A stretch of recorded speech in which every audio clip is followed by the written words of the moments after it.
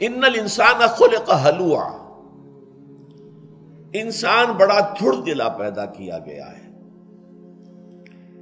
اذا مسہ الشر جزوعا، جب اسے کوئی تکلیف پہنچتی ہے، مصیبت آ جاتی ہے تو جزا فضا کرتا ہے، نالا و فریاد، روتا دھوتا ہے۔ وَإِذَا مَسَّهُ الْخَيْرُ مَنُوعًا، اور جب وہ خیر مل جاتا ہے تو اسے روک کر رکھتا ہے کہ کسی اور تک اس کا کوئی فیض نہ پہنچ جائے، اسے جھٹ پٹ اپنی تجوری کے اندر بند کرنے کی کوشش کرتا ہے۔ یہ انسان کے تھڑ دلے ہونے کی علامت ہے۔ یہاں ایک نکتہ بہت اہم ہے، اس کو سمجھ لیجئے۔ یہ ظاہری تضاد ہے قرآن کا، اگر آپ اسے حل نہ کر سکیں تو تضاد ہے۔ ایک طرف قرآن کہتا ہے لقد خلقنا الانسان فی احسن تقویم، ہم نے انسان کو بہترین حساب سے پیدا کیا۔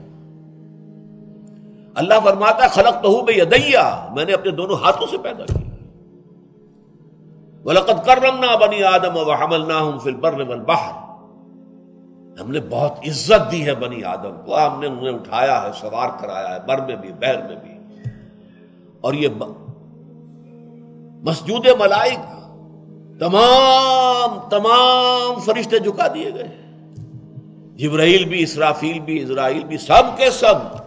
فسجد الملائکۃ کلھم اجمعون، ذرا اندازہ کیجئے، اسے خلیفۃ اللہ کہا گیا۔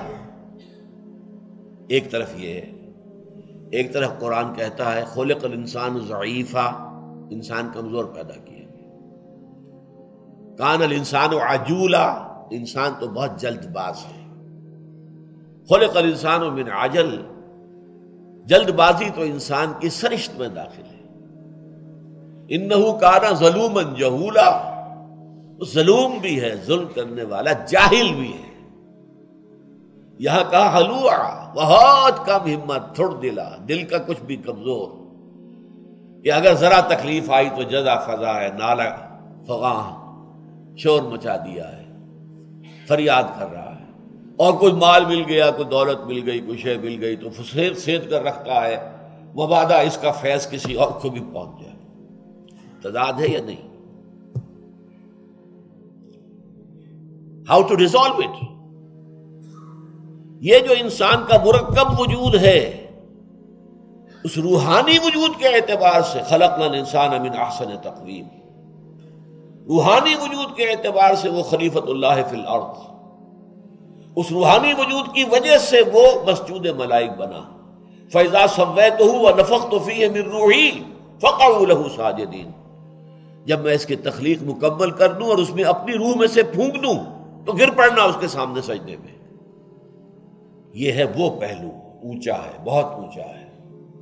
اور یہ جو انسان کا حیوانی پہلو ہے، جو خاک سے آیا ہے، مٹی سے آیا ہے، اس کی سرشت میں جلد بازی ہے۔ خلق الانسان من عجل، عجولہ ہے، یہ ضعیف ہے، یہ خلق الانسان ضعیفا ظلوما جہولا ہلوعا، یہ ہے انسان کا حیوانی وجود۔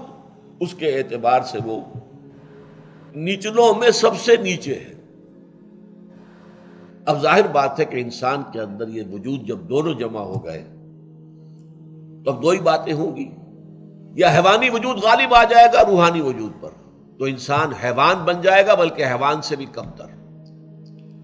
لہم قلوب لا یفقہون بہا وَلَهُمْ أَعْیُنٌ لَا یبصرون بہا وَلَهُمْ آذانٌ لَا یسمعون بہا أُولَئِکَ کالأنعام بل هم أضل، یہ چوپایوں کے مانند ہیں، بلکہ ان سے بھی کم تر، ان سے بھی گئے گزرے۔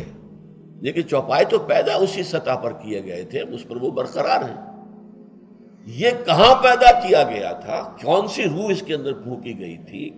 مسجود ملائک بنایا گیا تھا، لیکن اگر اس روح کے اوپر یہ حیوانی وجود غالب آ گیا ہے تو یہ حیوانوں سے بدتر ہو گیا۔ یا یہ ہوگا کہ اگر وہ روح غالب آ گئی، متمکن ہو گئی پورے وجود کے اوپر، اور اس نے قابو پا لیا اس نفس حیوانی پر، تو پھر یا ایھا النفس المطمئنہ ارجعی الی ربک راضیۃ مرضیہ فادخلی فی عبادی وادخلی جنتی، اے نفس مطمئنہ، اپنے رب کی طرف لوٹ جا، اس حال میں کہ وہ تجھ سے راضی، تو اس سے راضی۔ داخل ہو جا میرے بندوں میں، داخل ہو جا میری جنت میں۔